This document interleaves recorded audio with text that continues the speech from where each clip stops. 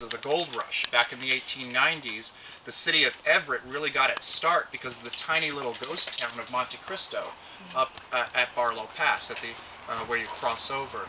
And amazingly enough, the Rockefellers back east put all their money out here at the start of the gold rush and built a railroad from Monte Cristo to Everett. So up this valley, it became known as the Everett and Monte Cristo Railway. And if you want to see pictures of that, we've got a coffee table picture book up at the library section up there on display.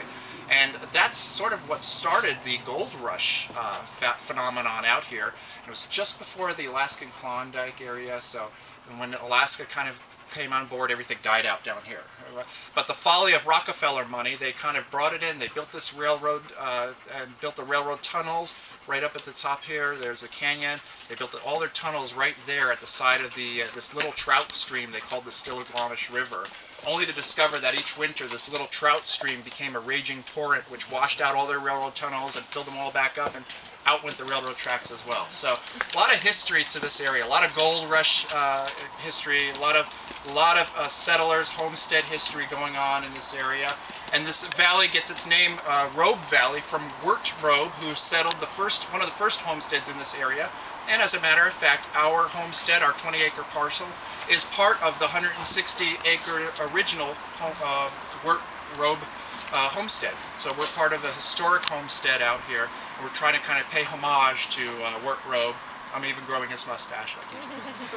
So hopefully we can kind of bring some of that historical perspective as well as part of an educational component to what we're doing out here. Education's very key for us. We're not only just a farm or just a homestead.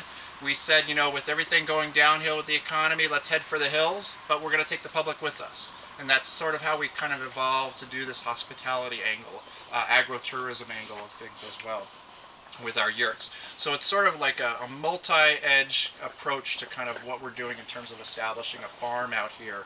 The educational, the historical component, educational programming via the Snohomish Conservation District, from offering workshops to say doing farm tours like this. We're all for it. We feel like we need to kind of educate the public as much as we are trying and experimenting with things out here ourselves.